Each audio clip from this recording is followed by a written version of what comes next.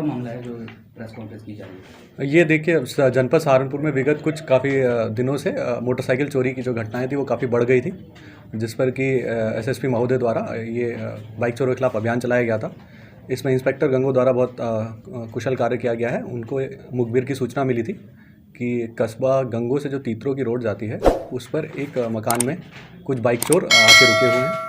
इन्होंने वहाँ अपनी सूझबूझ से और अपने जो टैक्टिक्स इन्होंने सीखे उससे इन्होंने दबिश दी और उसमें इन्होंने तीनों बदमाशों को जो है पकड़ लिया। उनके पास से एक अवैध तमंचा और कुछ कारतूस भी बरामद हुए हैं। उनकी निशानदेही पर हम लोगों ने 6 मोटरसाइकिल बरामद की हैं, जो कि अलग अलग जगह से इन्होंने चुराई थी। एक हरियाणा से भी चुराई है इन्होंने और एक ये कैराना से भी चुराई है इन्होंने। तो ये अलग अलग जगह चोरी किया करते थे और इनको जो है अभी गिरफ्तार करके जेल भेजा जा रहा है। सर, सेल आउट कहाँ करते थे ये लोग मोटरसाइकिलें चोरी करने के बाद? क्या कोई पिछला भी आपराधिक इतिहास है इनका? इनसे ये पूछताछ की गई तो इन्होंने ये बताया कि अलग अलग जगह सेल आउट करते थे। इनका कोई एक ठिकाना नहीं है सेल आउट करने का। सर, कोई आपराधिक इतिहास इन लोगों को पहले? इनका कोई आपराधिक इतिहास जो हमने अभी मालूम किया उसमें कोई निकल के नहीं आया, पर और पता किया जा रहा है सब जगह से। ठीक है, धन्यवाद।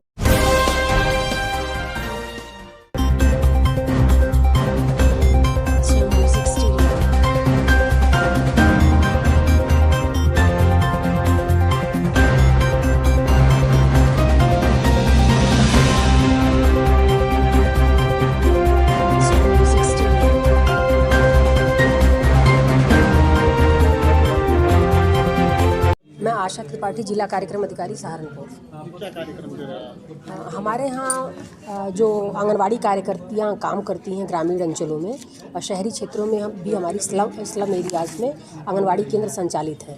हमारा मुख्य कार्य जो गरीब बच्चे हैं, गरीब तबके के बच्चे हैं जो प्री प्राइमरी एजुकेशन में नहीं जा पाते हैं, उनके बच्चों को पूरी सुविधा मुहैया कराना है, जैसे पोषण से संबंधित, टीकाकरण से संबंधित, पोषाहार से संबंधित, अनुपूरक पोषाहार देना और प्री प्राइमरी एजुकेशन की सारी सुविधाएं हमारे आंगनवाड़ी केंद्रों पर दी जा रही हैं आजकल।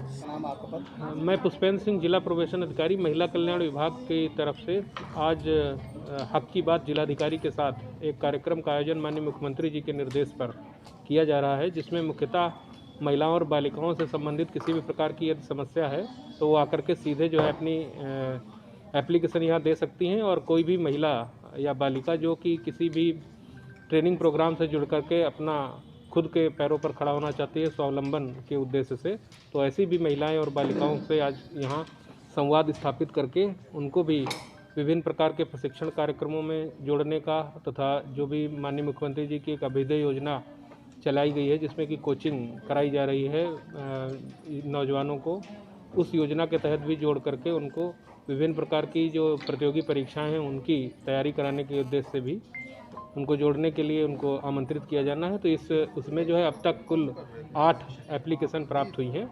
इनमें से घरेलू हिंसा से पीड़ित महिलाओं की एप्लीकेशन आई हैं, कुछ को मकान देने से संबंधित एप्लीकेशन आई हैं, कुछ एप्लीकेशन नरेगा में जो है मजदूरी से रिलेटेड है वो प्राप्त हुई हैं।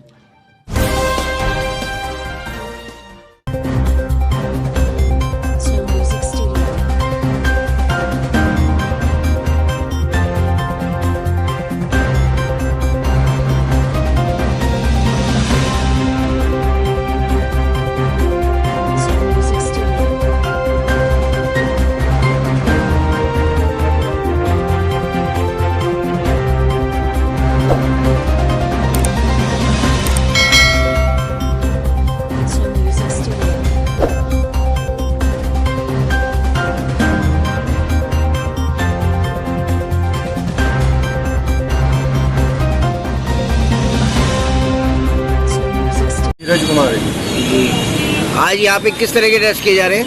आज मुख्यालय से मिले दिशा निर्देशों के अनुसार जो मंदिर जितने भी हमारे धार्मिक स्थल है उनके पास जो भिखारी वगैरह बैठते हैं उनकी टेस्टिंग हो रही है।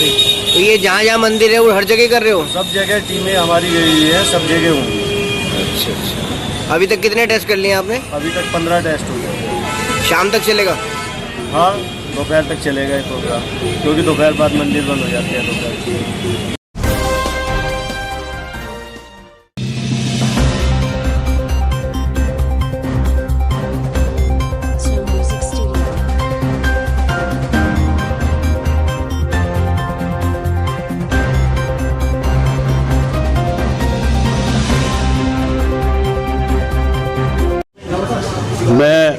अंतर्राष्ट्रीय किसान यूनियन का अध्यक्ष चौधरी वीरेंद्र सिंह गुजर।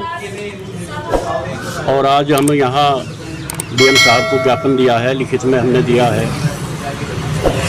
एक शासन देश अखबार के माध्यम से मालूम हुआ था क्षेत्रवासियों को कि बस अड्डा जो यहाँ है सहारनपुर में, उसके लिए जगह तलाश रहे और कई जगह वो रिजेक्ट भी होगी जगह। तो इस्माइलपुर के गांव के लोग हैं, क्षेत्रवासी हैं, उन्होंने आज डीएम साहब से मिले, हमसे बात की और ये हुआ तय कि भाई अगर बस अड्डा यहाँ बन जाए तो 50-100 बीघा ज़मीन जो किसानों की ज़मीन है, हम अपनी ज़मीन उचित मुआवजे पर देने को तैयार हैं। और यहाँ रोडवेज बस अड्डे के लिए वहाँ सरकारी ज़मीन भी है 30-35 बीघे, वो भी इस्तेमाल में हो जाएगी। अगर वहाँ बस अड्डा बनता है तो वहाँ राजकीय मेडिकल कॉलेज है, वहीं पिलखनी रेलवे स्टेशन है पास में, हवाई अड्डा पास में है, राधा स्वामी सत्संग भवन है और मात्र 6 किलोमीटर घंटा घर से दूरी पड़ती है। इससे क्षेत्र को भी फायदा होगा, शासन को फायदा होगा। तो इनकी महानता है, सब किसान अपनी ज़मीन उचित मुआवजे पर बस अड्डे को देने को तैयार है। इसलिए आज डीएम साहब के पास हमने लिखित में वो ज्ञापन के माध्यम से दिया है और हम चाहते हैं वहाँ बस अड्डा बनना बहुत ही ज़रूरी है, जो सहारनपुर वासियों को, क्षेत्रवासियों को लाभ होगा।